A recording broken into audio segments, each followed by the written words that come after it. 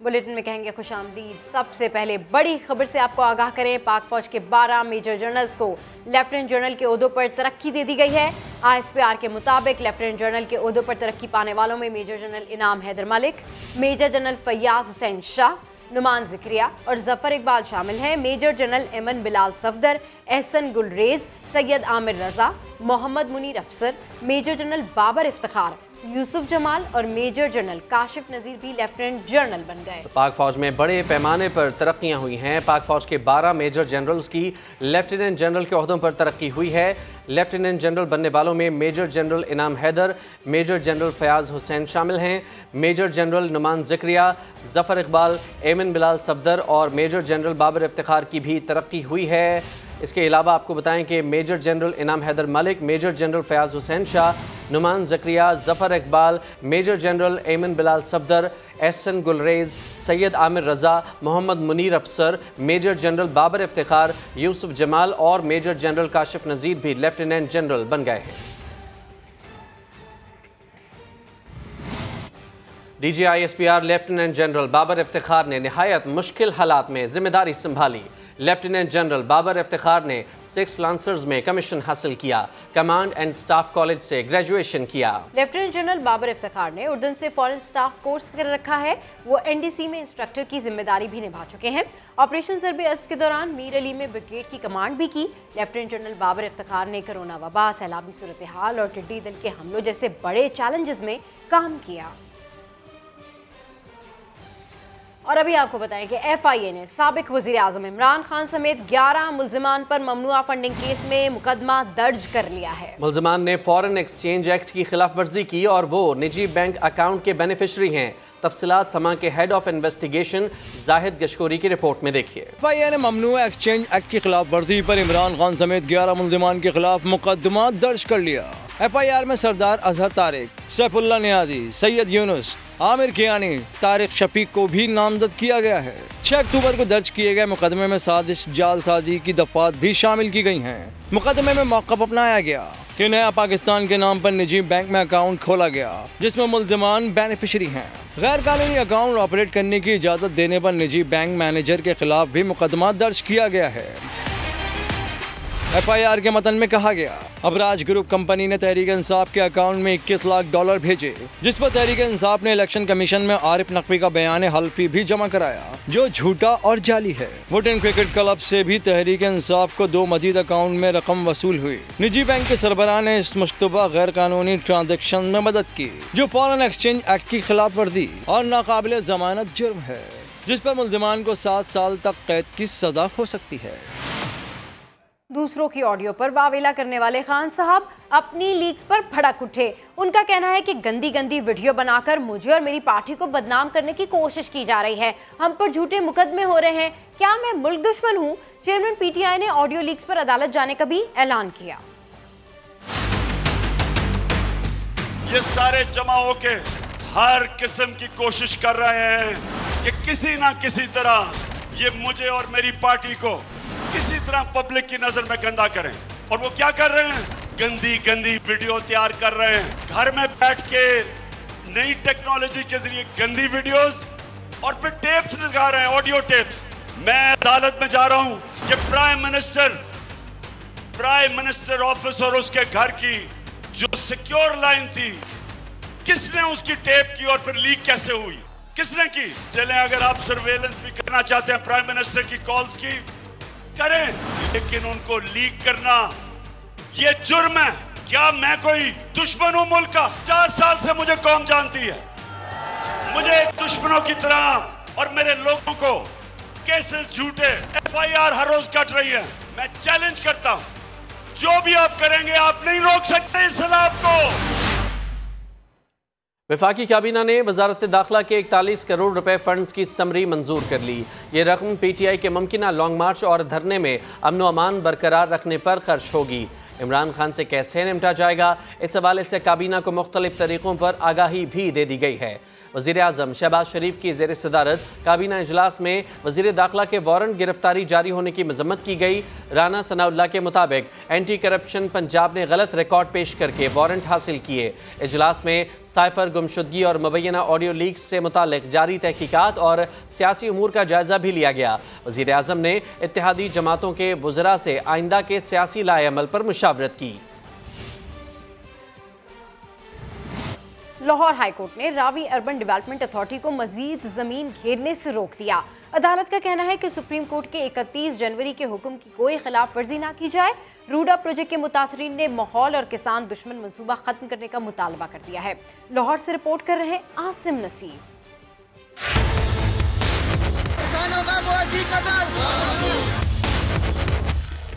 गरीब किसानों की दुहाइयां सुन ली गईं। लाहौर हाई कोर्ट ने रावी अर्बन डेवलपमेंट अथॉरिटी को मनमानियों से रोक दिया। रूडा तरमीमी एक्ट के खिलाफ दायर दरख्वास्त में अदालत ने कह दिया सुप्रीम कोर्ट के 31 जनवरी के अहकामात की खिलाफ वर्जियां ना की जाएं।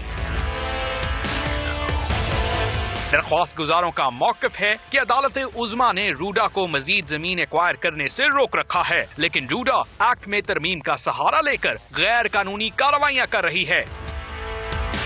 लाहौर हाई कोर्ट के हुक्म पर मुतासरीन ने अदलिया पर एतमाद और इत्मीनान का इजहार किया। रूडा मुतासरीन कमेटी के रुकन पीर अशरफ रसूल कहते हैं रूडा मंसूबा माहौलियाती दुश्मन और करप्शन की दास्तान है। अदालत के हुक्म से मुतासरीन के मौक़िफ़ की जीत हुई। ये माहौलियात के सख्त खिलाफ है, हालात उसमें है और माहौलियात आगे खराब है।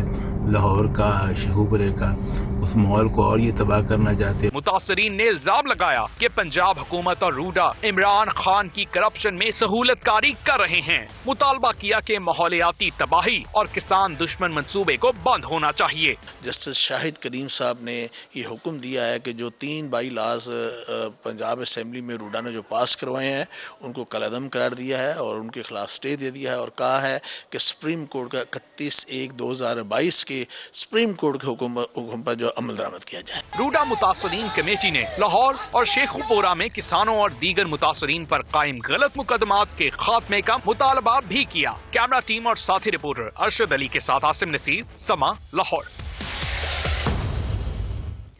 सीनियर वजीर असलम इकबाल की फुर्तियां, कोशिशों के बावजूद वजीर आला पंजाब को बाईपास करने की कोशिशें नाकाम हो गईं।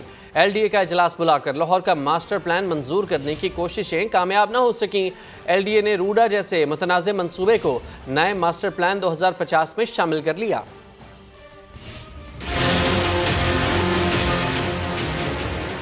ज़राए के मुताबिक सीनियर वजीर असलम इकबाल ने वजीर आला पंजाब की अदम मौजूदगी में लाहौर का मास्टर प्लान पास कराने की कोशिश की। सीनियर वजीर की हदायत पर LDA की प्री अथॉरिटी मीटिंग भी कर ली गई। ज़राए का कहना है कि वजीर आला पंजाब ने सीनियर वजीर असलम इकबाल को इजलास बुलाने या कोई और अथॉरिटी ही नहीं दी।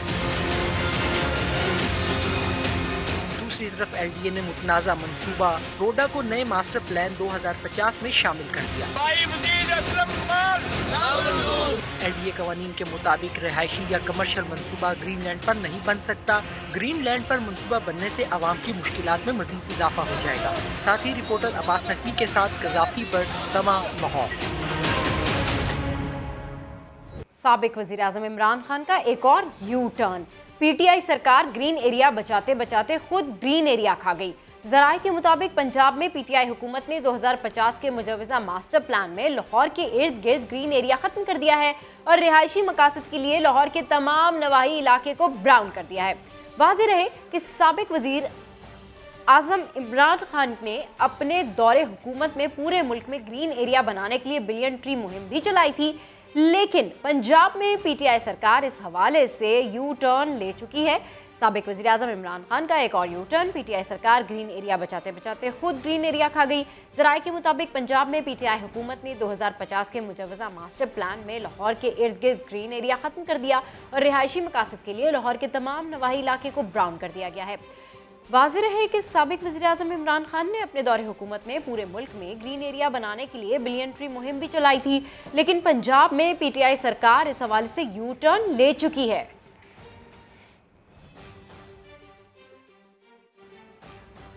वज़ीर आज़म शहबाज शरीफ ने ट्विटर पैगाम में बताया है कि आज पंजाब के तालीमी इदारों में बलूचिस्तान से ताल्लुक़ रखने वाले स्कॉलरशिप पर ज़ेर तालीम तलबा और तालिबात को दरपेश माली मसाइल उनके इल्म में लाए गए। वज़ीर आज़म ने हिदायत जारी की है कि इन तमाम तलबा के तालीमी अखराजात का 50% वफाकी हुकूमत अदा करेगी।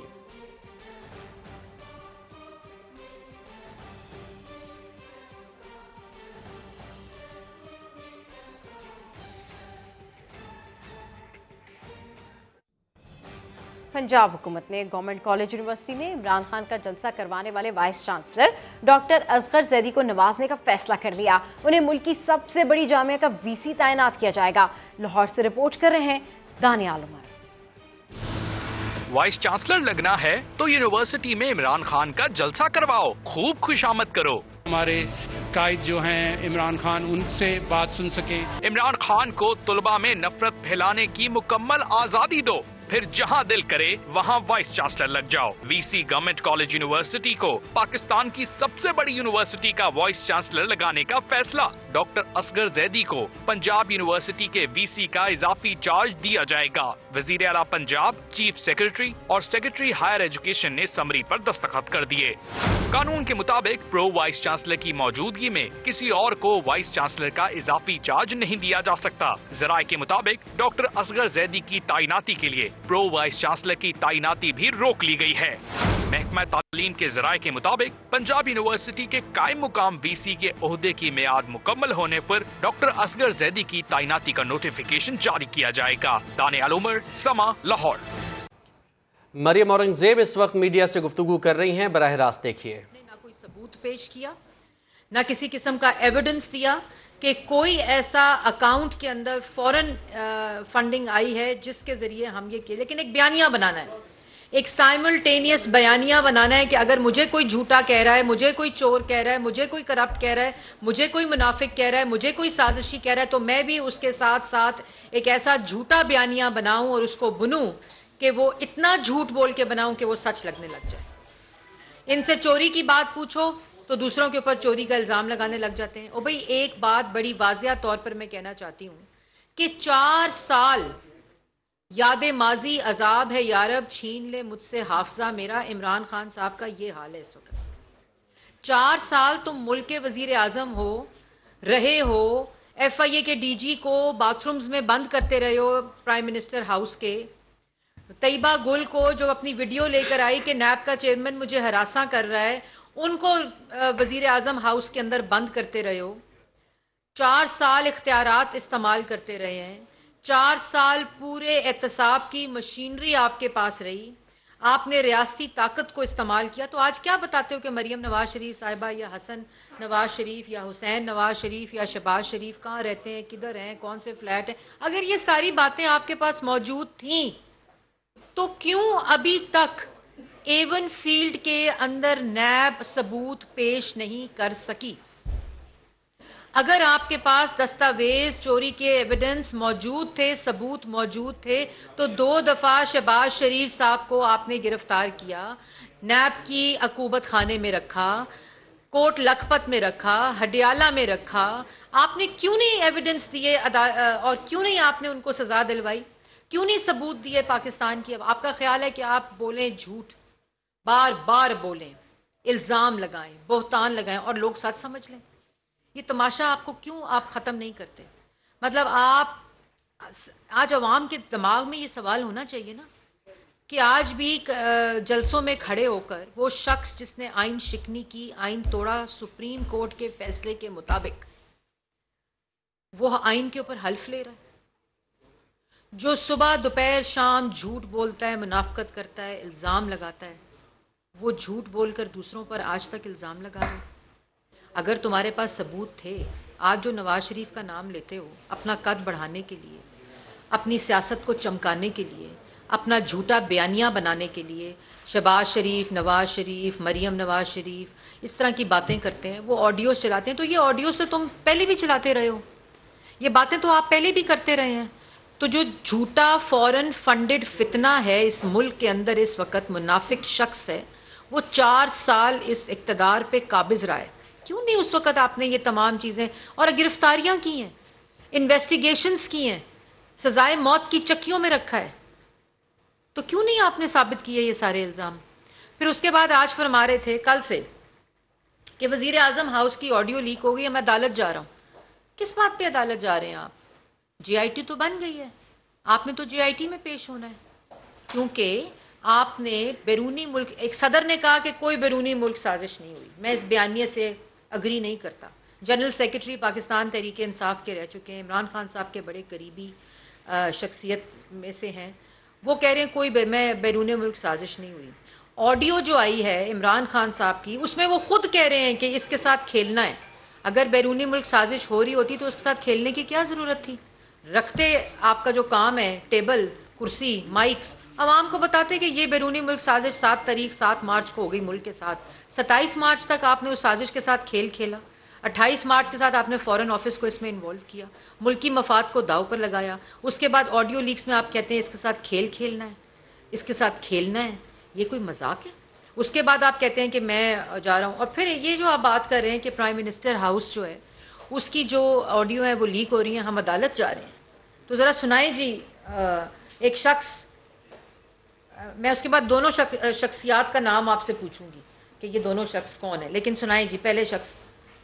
जो मैं करता हूं, जो मैं टेलीफोन करता हूं, जो भी मुझे कांटेक्ट करता है, सब कुछ ISI को पता होता है। अच्छा, IB को भी पता होता है, ISI को भी पता होता है। वैसे टेक्निकली पता होना चाहिए। बिल्कुल, प्राइम मिनिस्टर क्या कर रहा है उसके पता होना चाहिए। नहीं, देखो मंसूर, ये याद रखो, आज डोनाल्ड ट्रंप हो या जो बाइडन हो, ये जो करेंगे CI को पता होगा, क्योंकि वो प्रोटेक्ट करना होता है ना। उन्होंने, एजेंसी का ये भी काम होता है कि अपने मुल्क के सरबराह को प्रोटेक्ट करें।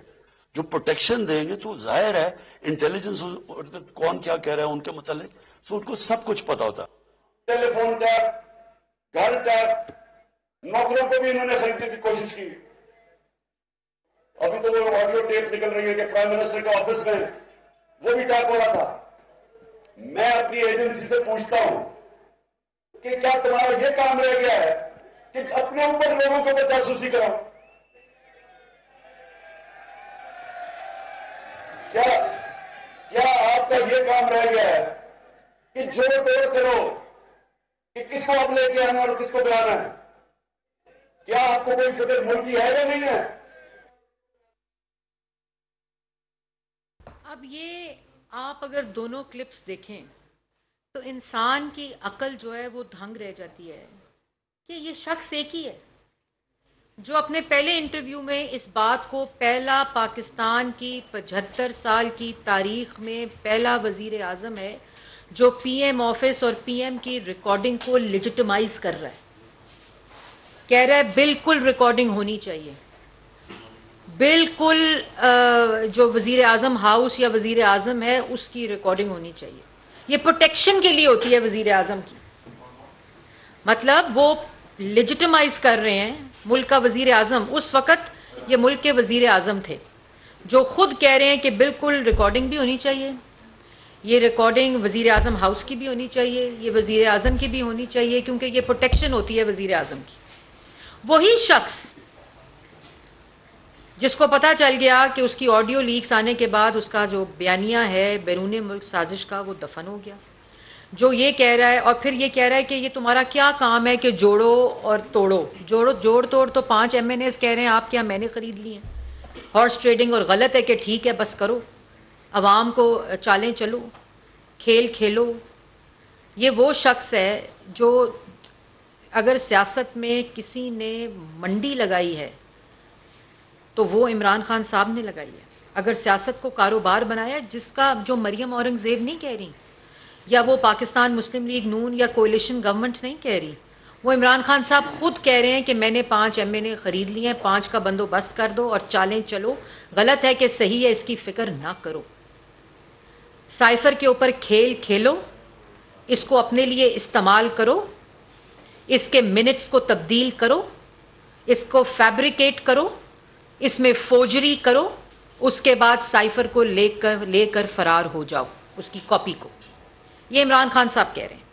और आज खड़े होकर वही शख्स ये कह रहा है कि मैं अदालत जा रहा हूँ। अगर अदालत जाएंगे तो मेरा मशवरा ये है, एब्सोल्युटली फ्रॉड जो है जब वो फॉरेन फंडेड फितना, एब्सोल्युटली फ्रॉड फितना जब जाएगा अदालत, तो किस मुंह से जाएगा? क्योंकि अफसोस इस बात का है कि मुंह तो एक ही है, शक्ल तो एक ही है। मतलब यही शक्ल लेकर जाएंगे ना अदालत, जिन शक्ल से ये गुफ्तगू कर रहे थे कि बिल्कुल टैप होना चाहिए, बिल्कुल रिकॉर्ड होना चाहिए, क्योंकि ये प्रोटेक्शन होती है। वही अदालत लेके जाएंगे, अदालत में ये क्लिप चलाएं, अदालत में ये बताएं कि ये उस वक्त का वजीर आज़म जो इस केस को अदालत में लेकर आया है, वो ये कहता था कि ये होना चाहिए, इसको लेजिटिमाइज करता रहा, इस चीज़ को प्रोटेक्शन देता रहा। आज किस मुंह से अदालत जा रहा है? उस मुंह को लेकर पहले JIT में जाएं, क्योंकि अब ये अदालत जाने का नहीं, आपके जेल जाने का वक्त है। और दूसरी बात, इक़्तिदार में आने के लिए लोगों के जज्बात से खेला, दूसरों पर इल्ज़ाम लगाया, 1 करोड़ नौकरी का झांसा दिया, 50 लाख घरों का झांसा दिया, 90 दिन में करप्शन का ख़त्म करने का झांसा दिया। और अल्हम्दुलिल्लाह अल्लाह ताला के फजलो करम से करप्ट भी खुद, झूठे भी खुद, चोर भी खुद, मुनाफिक भी खुद, फॉरेन एजेंट भी खुद। और ये तमाम कड़ियाँ आपको मिलानी पड़ेंगी। ये जो फॉरेन फंडिंग का केस है, ये स्टैंड अलोन नहीं देखना पड़ेगा। जो फॉरेन फंडेड फितना है, जब वो इक़्तिदार में आया तो उसने मुल्क की मईशत के साथ क्या खेल खेला, क्या चालें चली, मुल्क की सियासत के साथ क्या खेल खेला, क्या चालें चली, बग़ैर किसी गलत और सही की फ़िक्र होने के बावजूद ये कहता रहा कि फ़िक्र ना करो। जिसने कश्मीर के सौदा किया, कश्मीर के बयानिए के साथ क्या खेल खेला, जो कहता था मोदी आएगा, मोदी का इलेक्शन, मोदी जीत गया तो कश्मीर आज़ाद हो जाएगा। ये वही शख्स है जिसने नैब के चेयरमैन की वीडियो को दिखाकर उसको ब्लैकमेल किया, तैयबा गुल को वजीर आज़म हाउस के अंदर बंद किया, जिसने DG FIA को वजीर आज़म हाउस के बाथरूम में बंद किया ताकि सियासी मुखालफिन के ऊपर केसेस बनाओ। आपने केसेस भी बनाए, जेलों में भी डाला, इन्वेस्टिगेशंस भी की, अदालतों में लेकर गए, अदालतों के अंदर सबूत ना होने की बुनियाद के ऊपर बेल्स हुई, सुरखरू हुए। आज तुम A1 फील्ड की ये जो दिखाते हो वीडियोस, मरियम नवाज, ये तुम्हारा खौफ है, ये तुम्हारा दिमागी जो दिमाग का के ऊपर जो असर है, ये उसको जाहिर करता है कि तुम कितने खौफ में मुब्तला हो। क्योंकि हर रोज़, जैसे मैंने पहले कहा था, कि हर सबूत एक थप्पड़ होता है, सिर्फ महसूस करने की बात होती है। अवाम के साथ खेल खेलते रहे, अवाम की तकदीर के साथ खेल खेलते रहे, गलत और सही की फ़िक्र ना करो। और आज कहते हो कि मैं जा रहा हूँ अदालत, और ऑडियोज़ लीक्स क्यों होती हैं? आप क्यों कहते हैं ऑडियो लीक क्यों होती हैं? और उसके बाद जिस पे सवाल करते हो, इतने बड़े एब्सोल्युटली फ्रॉड शख्स हो, जो तुमसे सवाल करे, जो तुम पर केस बने, तुम दूसरों से सवाल करना शुरू कर देते हो। अपने सवालों का जवाब दो। और अब वो वक्त आ गया, जैसे लहरा लहरा के कागज़ कहते हो ना। और ये भी बता दूं कि जो लोग हल्फ ले रहे हैं इस एब्सोल्युटली फ्रॉड फॉरेन फंडेड झूठे शख्स का, फॉरेन फंडेड फितने का, उसने आइन तोड़ा हुआ है मुल्क का। सुप्रीम कोर्ट का फैसला आया हुआ है। ये ऑडियो लीक्स लीक क्यों हो रही हैं? क्योंकि इमरान खान साहब जब वज़ीर आज़म थे तो उन्होंने इसको प्रोटेक्शन दी हुई थी, ये उनके बयानिए का हिस्सा था। वो कहते थे ऑडियो लीक, ऑडियोज़ को रिकॉर्ड करो, वज़ीर आज़म की ऑडियो होनी चाहिए। दूसरों के ऊपर इल्ज़ाम जो आज शख्स लगा रहा है, उसने तमाम रियासती इदारों को वज़ीर आज़म हाउस में बंद करके रखा हुआ था, यरगमाल बनाया हुआ था दूसरों के ऊपर झूठे केस बनाने के लिए। तुम 4 साल मुल्क के ऊपर मुसल्लत रहे हैं इमरान खान साहब। आप इल्ज़ाम ना लगाओ, अब वो वक्त गुजर चुका। अगर ये जो आज कह रहे थे पता नहीं कि इतना पैसा, हाँ तोशा खाना लेकर चले गए हैं रेफरेंस में, तो 4 साल क्या करते रहे हो? तब तो रेफरेंस की भी ज़रूरत नहीं थी, कार्रवाई करते, इन्वेस्टिगेशन करते। अब क्या तोशा खाना लेकर चले गए हैं? अब क्या वो एप्लीकेशन इलेक्शन कमीशन में लेकर चले गए हैं? ये किस किस्म का मजाक और तमाशा है? और अवाम को भी चाहिए कि इस फॉरेन फंडेड फितने से बचें, इसकी गुमराही से बचें। ये लोगों को बेवकूफ़ बनाता है और फिर बंद कमरों में बैठ के उन बेवकूफ़ लोगों पे हंसता है, कहता है उनके साथ चालें चलो। अवाम को तो नहीं पता चलेगा क्योंकि उनके दिमाग इस वक्त तैयार हैं, उस पर अपनी चाल चलो। ये तमाम उन लोगों को बेवकूफ़ बनाता है जो इसके झांसे में आते हैं। ये एब्सोल्युटली फ्रॉड शख्स है, ये फॉरेन फंडेड फितना है, ये झूठ बोलता है, अवाम को गुमराह करता है। और जो करप्शन के और चोरी के और डाके के FIA के अंदर इस वक्त केसेस इन्वेस्टिगेट हो रहे हैं, और जब हर रोज़ बेनकाब होती है ये साजिश, तो उस वक्त बिल्कुल दिमागी तवाज़ुन इनका खो जाता है।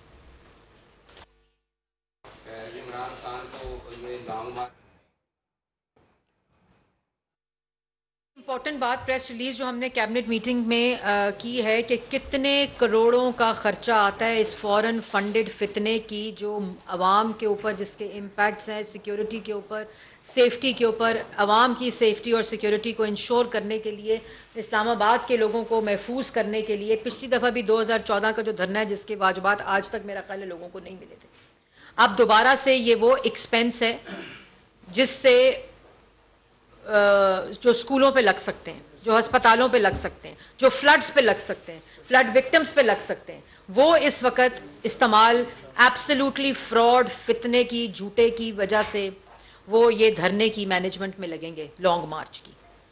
और ये भी मैं बात बताती चलूँ कि वो तमाम लोग जिसका मैंने बताया कि पहले उनको बेवकूफ़ बनाता है, फिर बंद कमरों में उनका मजाक उड़ाता है, उनको भी ये पता होना चाहिए कि ये जितने इंतशार फैलाने के लिए, फितना फैलाने के लिए, इंस्टेबिलिटी फैलाने के लिए, मुल्क में अफरा तफरी फैलाने के लिए जो चढ़ाई कर रहा है, आज खैबर पख्तूनख्वा के अंदर कोई ऐसा शोबा नहीं जो सड़कों पे ना हो, जिनको तनख्वाहें, ऐसा सूबा जो इस वक्त डिफ़ॉल्ट कर रहा है, जिसके पास तनख्वाहें देने के पैसे नहीं, सरकारी मुलाजमीन जो इस वक्त वहाँ के हैं, जिनको ये पत्थर मारते हैं जब वो अपना हक मांगते हैं। लॉ एंड ऑर्डर सिचुएशन आपके सामने है। वहाँ पंजाब का जो हाल 4 साल किया था वो भी आपके सामने है। ये किस आमाल की बुनियाद पर, किस परफॉर्मेंस की बुनियाद पर, किस बयानिए की बुनियाद पर, कौन सी दूध की नहरें बहाने की बुनियाद पर कैपिटल के ऊपर चढ़ाई कर रहा है, और उसके ऊपर ये एक्सपेंस जो हम खर्च करेंगे, क्योंकि हमारा फ़र्ज़ है प्रोटेक्शन, सेफ्टी सिटीजन्स की।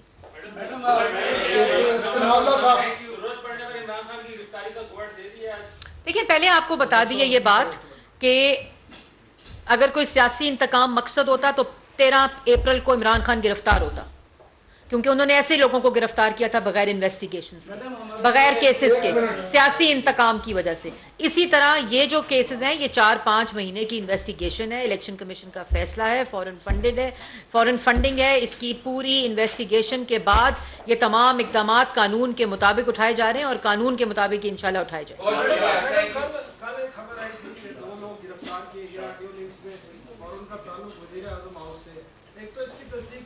मैंने आपके सामने 3-4 महीने पहले भी मसला उठाया था कि ये जो मीडिया मालकान है ये बहुत बड़ा कार्टेल बन गया है। अभी भी ये कैमरामैन उनसे कैमरा, मुझे पता चला है, मुझे ये इंसिडेंट का पता चला है, मेरे वक्त के लोग भी बैठे हैं, मुझे दोनों लोग मुझे दफ्तर में मिल गए हैं। हमने एक कमेटी बना ली है जो अगले हफ्ते हम नवाए वक्त की मिल के इनके मसाइल का देखेंगे। जो कैमरामैन की बात मुझे आज पता चली है वो इंशाल्लाह मैं बात करूँगी, और जितना मैक्सिमम जो है वो ये बिल्कुल ज़्यादती है, गलत बात है। मुझे इनके मज़ीद हक़ाइक़ पता करने हैं, लेकिन ज़्यादती इंशाल्लाह नहीं होने देंगे। वफाकी वज़ीर इत्तलात मरियम औरंगज़ेब प्रेस कॉन्फ्रेंस कर रही थी। इनका कहना था कि इमरान खान ने ऐसा झूठा बयानिया बनाया कि आवाम को सच लगने लगा। इमरान खान की शख्सियत सिर्फ झूठ और झूठ पर मबनी है। मरियम औरंगज़ेब ने कहा कि फ़ॉरेन फंडेड फितना सुबह दोपहर शाम सिर्फ झूठ बोलता है। बैंकिंग जराइम कोर्ट लाहौर ने चौधरी मोनिसलाही समेत दीगर के खिलाफ मनी लॉन्ड्रिंग केस का चालान दाखिल दफ्तर कर दिया। मोनिसलाही वगैरह के खिलाफ FIA ने मुकदमा कायम किया था। हाई कोर्ट से मुकदमा खारिज होने के बाद चालान को दाखिल दफ्तर किया गया है। अमजद परवेज का मौक़िफ़ है, मोनिसलाही समेत दीगर के खिलाफ मुकदमा खारिज कर दिया गया है। इलेक्शन कमीशन ने वफाकी हुकूमत और सिंध सरकार की दरखास्तें मुस्तरद करते हुए कराची डिवीजन में बल्दियाती इंतखाबात 23 अक्टूबर को ही करवाने का फैसला कर लिया। सुल्करनैन इकबाल की रिपोर्ट देखिए। इलेक्शन कमीशन ऑफ पाकिस्तान ने अहम इजलास में 2 बड़े फैसले कर लिए। कराची डिवीजन में बल्दियाती और मुल्क भर में ज़िमनी इंतखाबात मुलतवी करने से मुतालिक वफाकी और सिंध हुकूमत की दरखास्तें मुस्तरद कर दी गयी। तय पाया कि बल्दियाती इंतखाबात 23 अक्टूबर को ही होंगे। चीफ इलेक्शन कमिश्नर की जेर सदारत होने वाले इजलास में इलेक्शन कमीशन मेंबरान, पंजाब, KP और सिंध के चीफ सेक्रेटरीज, IGs और पाक फौज के मिलिट्री ऑपरेशन डायरेक्टोरेट के अफसरान ने शिरकत की। NA-45 कुरम के सिवा कौमी असम्बली की 8 और सूबाई असम्बलियों के 3 हलकों में ज़िमनी इंतखाबात 16 अक्टूबर को ही करवाने की भी ठान ली गयी। इलेक्शन कमीशन के मुताबिक NA-45 कुरम में अमन अमान के हालात ठीक नहीं, इसलिए वहाँ ज़िमनी इंतखाब का ऐलान बाद में किया जाएगा। जुल्करनैन इकबाल, समा, इस्लामाबाद। बुलेटिन से फिलहाल इतना ही। एक ब्रेक के बाद हाजिर होंगे हेडलाइंस के साथ। देखते रहिए समा।